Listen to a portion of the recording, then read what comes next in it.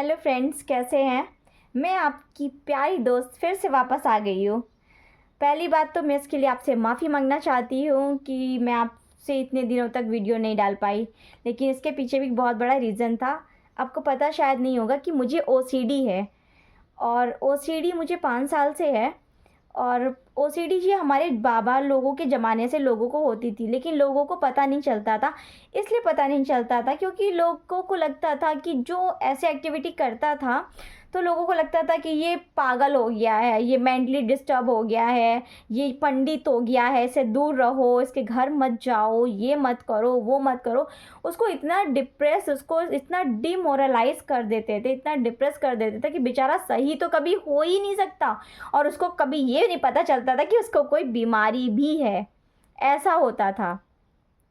लेकिन जब मुझे हुई ओसीडी बिफोर 5 ईयर, तब मुझे भी यूट्यूब पे सिंगल एक वीडियो मिला था ओसीडी से रिलेटेड। मुझे जब हुआ, मेरे पास जब ये एक्टिविटी हुई कि मेरे पास ये क्यों हो रहा है, बार बार मैं किसी चीज़ को क्यों रीचेक कर रही हूँ, क्या हो रहा है मेरे पास, मुझे बिल्कुल पता ही नहीं चल रहा था कि मेरे साथ हो क्या रहा है। तब मुझे कोई वीडियो यूट्यूब पे भी नहीं मिल रही थी, किसी से मैं कंसल्ट नहीं कर सकती थी, मैं अकेली थी, मैं बेचैन थी, और मेरी चीज़ें बढ़ रही थी, ओसीडी मेरी बढ़ रही थी, मैं बहुत परेशान थी। फिर जाके मैंने एक डॉक्टर से कंसल्ट किया, तो फिर उन्होंने मुझे डिप्रेशन की पिल्स दी कि तुम्हें डिप्रेशन की वजह से शायद हो रहा है, इस वजह से शायद तुम्हें दिक्कत हो रही है। फिर मैंने कहा कि नहीं, फिर उसके बाद मैं और डॉक्टरों से मिली तो मुझे पता चला कि ये एक्चुअल में ओसीडी की प्रॉब्लम होती है। ये एक बीमारी होती है जो ये किसी को भी हो सकती है, और इस बीमारी का जो मेन होता है, ये बीमारी आपके डिप्रेशन से होती है। इन सारी बीमारियों की जड़ डिप्रेशन होती है। या तो डिप्रेशन होता है या फिर आपका जेनेटिक होता है। लेकिन मेरा जो था, मेरा जेनेटिक ऐसा कुछ नहीं था। मेरी फैमिली बहुत स्ट्रॉन्ग, बहुत हेल्दी वेल्दी है, बहुत डिप्रेशन बस डिप्रेशन की वजह से ही थोड़ा सा मैं हो गया थी मुझे ऐसी बीमारी।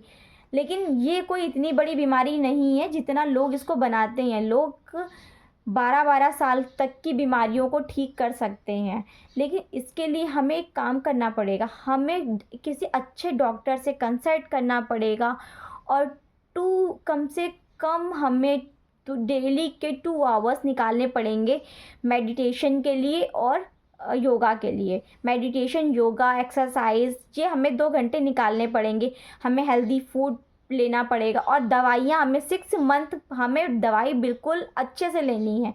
अगर आप ऐसा कर लेते हैं स्टार्टिंग में, तो आप 100% ठीक हो सकते हैं।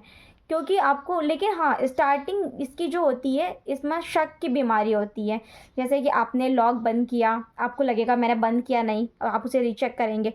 फिर आप किसी पार्टी में गए, आपको लगा कि आपने हैंड वॉश साबुन से किया या नहीं। आप किसी पार्टी में गए, हैंड वॉश, किसी वॉशरूम यूज़ किया, तो वॉशरूम में आपने किसी टैप छुआ, आपको लगा कि जिसने भी टैप यूज़ किया उसके जर्म्स आपको लग गए। आपको लगेगा कि ये क्लीनिंग नहीं, ज़मीन में कुछ गिर गया तो आप उसको उठा नहीं पाएंगे। तो ये सारे सिम्टम्स आपके ओसीडी के स्टार्टिंग के सिम्टम्स होते हैं। और आपको कभी लगेगा, आप बैठे हैं, आपको पता है कि आपको वहाँ से छिट्टे नहीं आ सकते, आपको पता है कि चैम्बर उतनी दूर है, और आप उसके बगल से आप 5 फीट दूर से निकल रहे हैं, चैम्बर की छिट्टे आप पे कैसे आ सकते हैं, पॉसिबल ही नहीं है। लेकिन आपको लगेगा नहीं, चैम्बर के छिट्टे मेरे ऊपर आ गए हैं, मैं बीमार हूँ, क्योंकि मेरे साथ ऐसा ही होता था। मैं डिप्रेस, बेचैनी, उलझन, इतनी घबराहट में घर से निकलना बंद कर देती थी बिल्कुल से। फिर अब मैं काफ़ी हद तक इम्प्रूव हूँ, इसलिए मैंने वीडियो बनाना फिर से शुरू किया है। अब मैं डेली आपके साथ जुड़ूंगी और एक नई वीडियो, नई नॉलेजेबल चीज़ के साथ आपसे बात करूंगी, और कुछ एटमॉस अच्छा करने की कोशिश करूंगी। थैंक यू सो मच कि आपने मुझे इतना प्यार दिया और आपने मेरी वीडियोस को अभी तक जारी रखा। Thank you so much.